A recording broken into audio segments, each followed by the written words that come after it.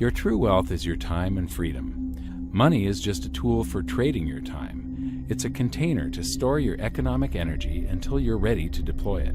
But the whole world has been turned away from real money and has been fooled into using currency. A deceitful impostor that is silently stealing your two most valuable assets, your time and your freedom. Welcome to the rabbit hole. We are entering a period of financial crisis that is the greatest the world has ever known. The wealth transfer that will take place during this decade is the greatest wealth transfer in history. Wealth is never destroyed, it is merely transferred, and that means that on the opposite side of every crisis there is an opportunity. The great news is that all you have to do to turn this crisis into your great opportunity is to educate yourself. I believe that the best investment that you can make in your lifetime is your own education. Education on the history of money, education on finance, education on how the global economy works, education on how all of these guys, the central bankers, the stock market, how they can cheat you, how they can scam you. If you learn what is going on and how the financial world works, you can put yourself on the correct side of this wealth transfer. Winston Churchill once said that the further you look into the past, the further that you can see into the future. This program is all about creating your own crystal ball, being able to gaze into the future, being able to change this crisis, the greatest crisis in the history of mankind, into your great opportunity.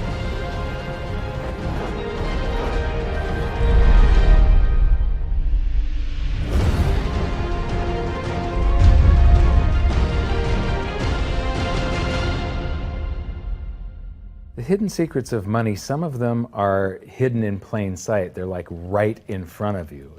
The way the monetary system works is something that isn't actually hidden away from all of us. It's out in the open, but it's complex and people just they can't see how it works. It's hard for them to imagine that we're living in such a hoax. Others are meant to be secret, but the truth is slowly coming out, like the Federal Reserve being a private corporation and not really part of the U.S. government. But when I started studying this, what I found was that there was no place that I could point people to where they could get it all in one spot. And so I basically decided to write my book about it and consolidate monetary history, economics, the markets, fundamentals of gold and silver. There's a lot of smoke and mirrors in economics, and I've sort of made it my job to lift the fog for people.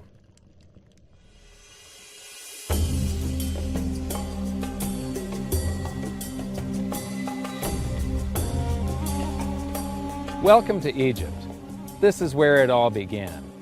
Roughly 5,000 years ago, the Egyptians started using gold and silver as their predominant form of currency. But it was not yet money. The pieces of gold and silver that they were using were odd sizes and weights, odd purities, so it still was not interchangeable, where each unit is the same as the next.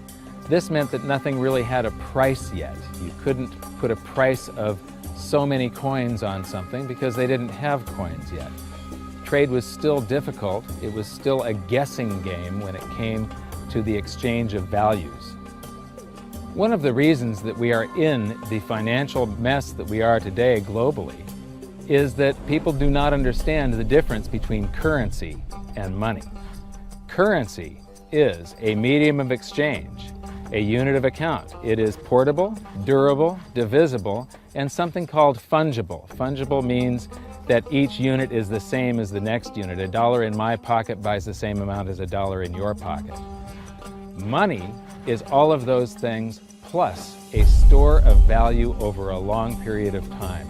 Even financial planners, bankers, your accountant, they don't understand the difference between currency and money. The currency in your pocket is a medium of exchange. It's a unit of account because it's got numbers on it. It's somewhat durable, it's portable, it's divisible in that you can make change, and it's fungible. $1 in my pocket buys the same amount as $1 in your pocket. But because governments can print more and more and more of it, and dilute the currency supply, it's continually transferring wealth out of your pocket, out of your bank account, to the government and to the banking system. The reason that gold and silver are the optimum form of money is because of their properties. It's an easy medium of exchange because gold and silver store a large amount of value in a very small area. It's a unit of account. Pure gold has the same value all over the planet. So an ounce of gold buys the same amount here in Egypt as it would in China or in the United States. It's durable. The same gold that Egyptians were using in trade 5,000 years ago is still here with us today. It does not corrode. It's divisible. You can make change with it. It's very portable. You could use something like oil as money. It's just that you can't carry around a barrel of oil on your back. It's fungible. Pure gold is the same wherever it is on Earth. Pure silver is the same wherever it is on Earth. It's limited in quantity. That's the reason that it maintains its purchasing power. Governments cannot print it. Over the last 5,000 years, only gold and silver have maintained their purchasing power. There have been thousands upon thousands of fiat currencies, currencies that are unbacked by gold or silver, and they have all gone to zero. It's a 100% failure rate. Well, fiat currency, of course, is a currency that exists at the dictate or by fiat from a government. You see, they have their printing presses, and the paper money rolls off the printing presses. And then they give it the fiat designation, which makes the currency official. It's just worthless paper. But when Ben Bernanke gives it the special sign, and they have the cult meeting at the Federal Open Market Committee meetings, it suddenly becomes currency. If you look at what's really going on, it's a con game. And so there's confidence. Well, the Federal Reserve is very forthright about what they're doing. If you read their websites, they'll tell you it's a confidence game. They tell you that there's no intrinsic value in their money. They'll tell you that they print it backed by absolutely nothing. They actually display all these facts. But if you tell somebody in the public that this stuff is created out of thin air, there's no backing whatsoever, it's absolutely worthless, it's about as valuable as monopoly money, they'll look at you like you're nuts. Is there an example throughout history of a fiat currency, a piece of paper that's unbacked by anything, surviving? Short answer, no. Long answer, no. And here's why. When Addison Wiggin took over at the Daily Record, when they got cranked up, Bill Warner asked him to catalog all of the fiat currencies throughout history and what happened to each of them. Addison dutifully went to work. Within a short period of time, he had gone through the alphabet. All the fiat currencies that started with the letter A were done. They all went to zero. He was halfway through the letter B, and all the fiat currencies that started with the letter B, and there were 600 of them in just the first letter and a half of the alphabet, and every single one of them went to zero. Every one. 600 fiat currencies that start with the letter A, and half of the ones that start with the letter B are 600 of these things. Not one ever came close. You think this one, the United States dollar, is going to be the first one after all that? I don't think so. No. No currency, fiat currency has ever survived. None. The thing about money is there actually is a fairly well accepted definition of what money is. The question is, as you apply that definition to particular things that people claim to be money, do they fit the definition? We'll just take the paper dollar, for example. How well does it perform those functions? Well, store of value. The dollar has lost 95% of its purchasing power since the creation of the Federal Reserve in 1913. So not very good as a store of value. One of the things I do is just a way to get the audience's attention is I have a slide, and there are three pictures on the slide. One is a pile of monopoly money. The other one is a pile of Federal Reserve notes, what Americans would call paper money. And the other one is a solid gold American Eagle 1 ounce coin. And the title of the slide is, which of these is not like the other? And if you know the show Sesame Street, or you have children who watch it, it's one of the favorite vignettes in Sesame Street. And what it really is a kind of IQ test for 5-year-olds. They're supposed to look at the three things and look at characteristics and find the one that's not like the other. Well, I've shown this slide to groups of Ivy League university professors, and I've also shown it to, children, kind of 5 years old, my nieces and nephews and so forth. And when the professors look at it, they say, well, clearly the dollars are not like the others because gold has no role as money, and monopoly money is junk, and the American dollar is a store of value, so that's not like the other. But the children look at it and they say, well, the gold coin is not like the other because the other two are just piles of paper and the gold coin is clearly something different. So my question to the audience is, who's smarter, a 5-year-old or an Ivy League professor? Before World War I, each note that a Treasury issued would say that there have been deposited with the United States Treasury $20 in gold coin payable to the bearer upon demand. The money was in the vault. The currency was a note they gave you that was a claim check, only a claim check on the money, the same as if you go to the dry cleaners and you give them your shirt and they give you a claim check for your shirt. The value is that shirt at the dry cleaners, not the piece of paper that says that you own that shirt. So our currency that circulated was the paper US dollars, and they were claim checks on money. The next hidden secret is the difference between currency and money. Money must be a store of value and maintain its purchasing power over long periods of time. As we progress through this series, you'll learn that national currencies are really a tool used by the government and the financial sector to leech away your time and your freedom by stealing your purchasing power. So rather than storing your economic energy, currencies leak. Now compare that to the gold and silver the Egyptians were using. Like I started with, it still wasn't money because it wasn't interchangeable yet. But they were on the right track, as gold and silver have proven over thousands of years to be the ultimate store of value. Gold is only formed when a star explodes, a supernova, and it stays around forever. This is one of the properties that make it the ultimate money.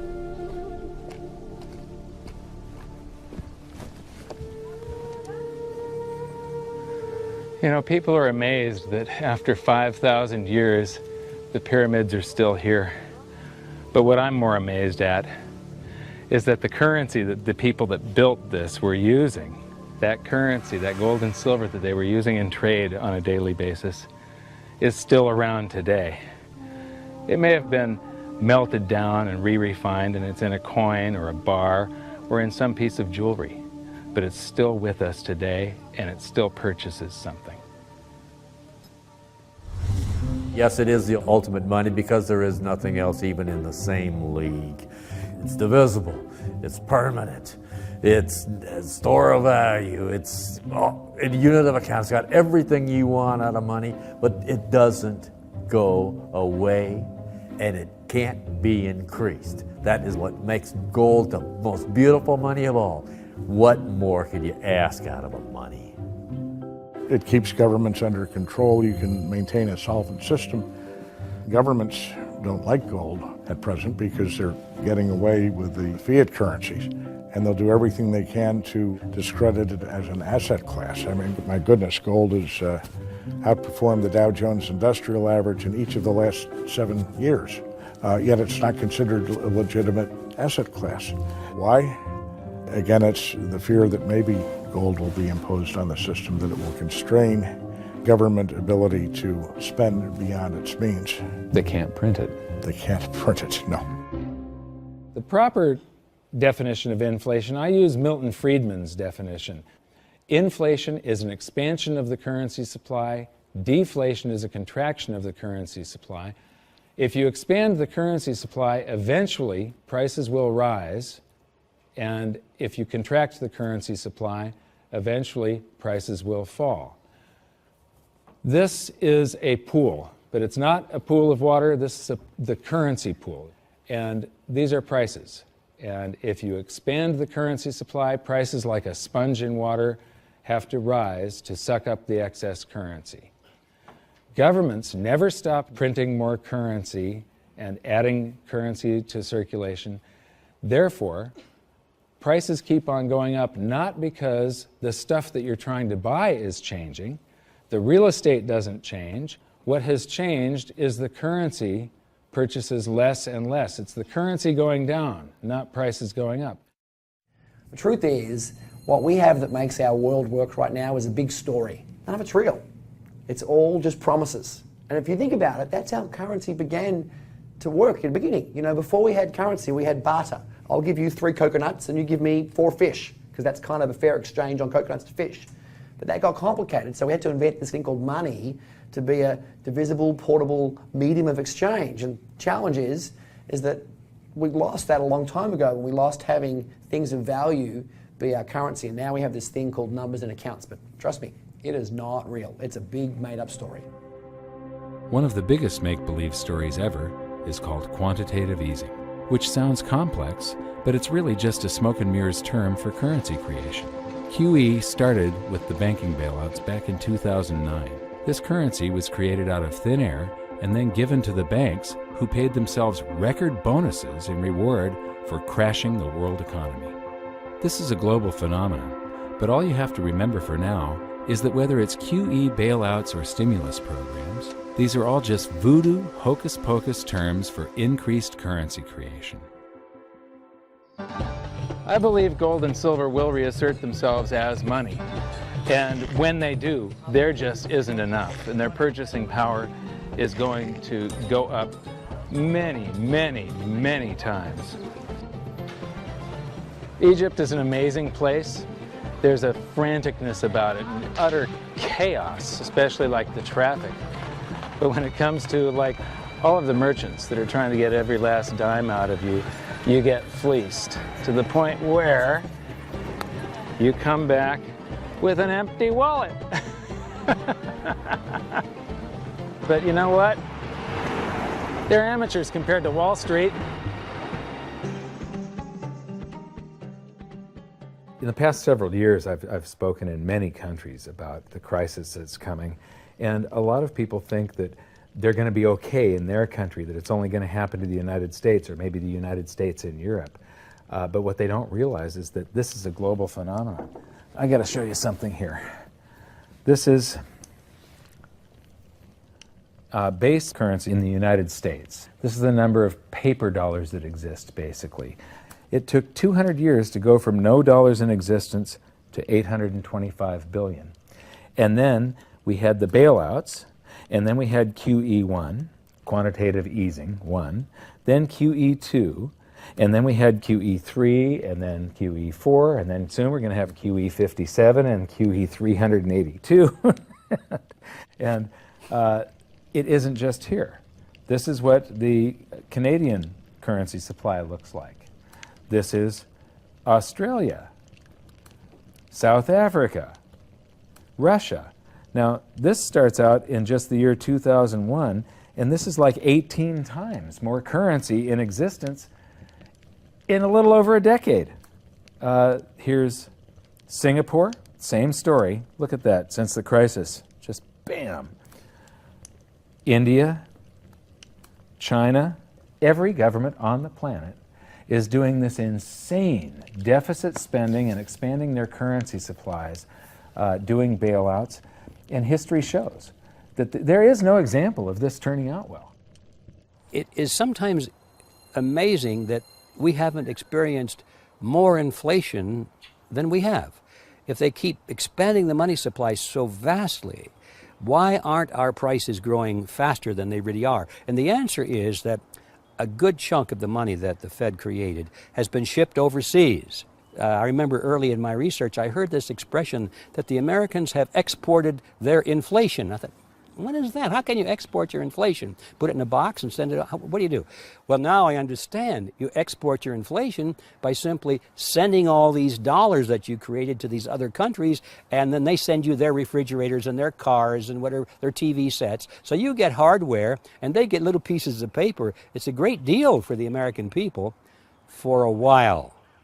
For a while. Sooner or later, all of those pigeons come home to roost.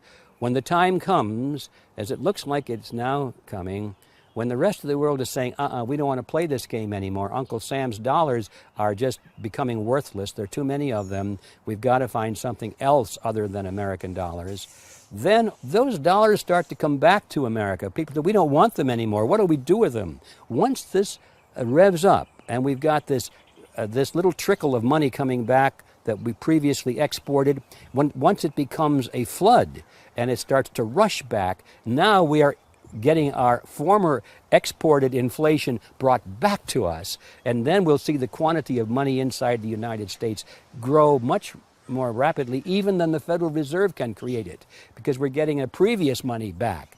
And that's when we will really see the tanking of the US dollar in terms of what it will buy. During the second round of quantitative easing, global food prices went up 60%. And this created a humanitarian disaster for the 2 billion people on Earth who live on less than $2 a day. These people were hungry to start with, they became hungrier, and some of them started overthrowing their governments in North Africa and around the Middle East. So quantitative easing was the spark that ignited the Arab Spring. So that's it. When you create money, you get some sort of inflation. It just depends on where the inflation goes.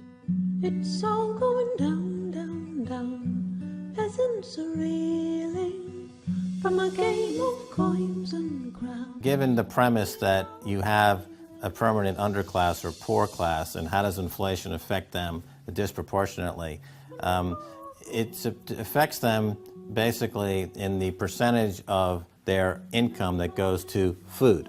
And we see this as a ratio, and we know that there are some danger points. For example, in Egypt recently, once that ratio got to 40% of income going to food and the price of food rising due to inflation, when it got to 40%, that's historically a point where people actually stage a revolution. That's exactly what we saw. The French Revolution, similarly, was all around the price of food getting to a certain critical point where people simply, the risk-reward for revolution was favorable toward revolution.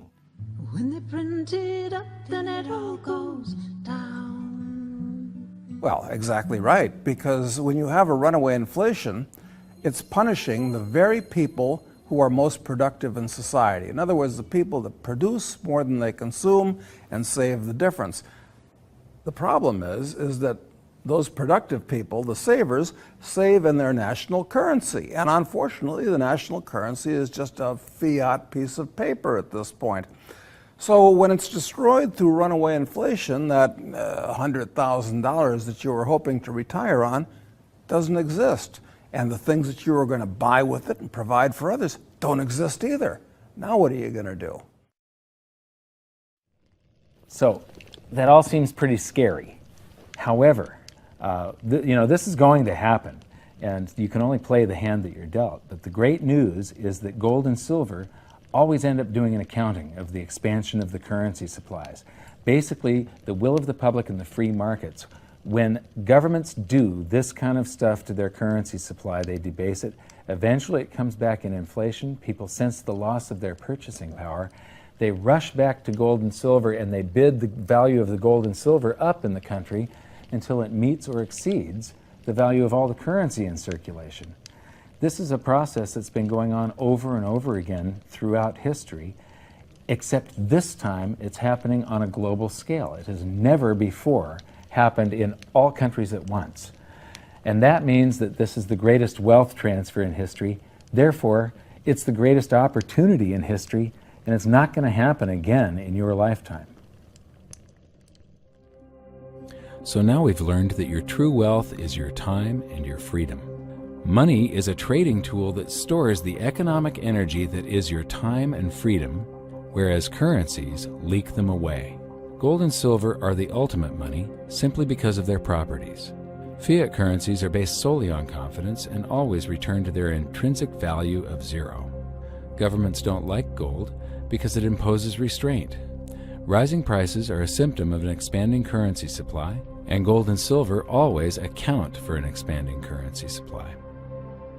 So that's it for this episode. Join me next time as we begin to investigate how monetary history just repeats and repeats, and how gold and silver always win the battle between currency and money. Until then, my challenge to you is to stop calling currency money.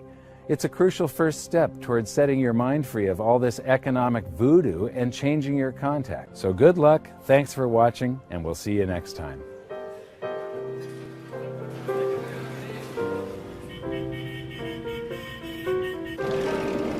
Good morning.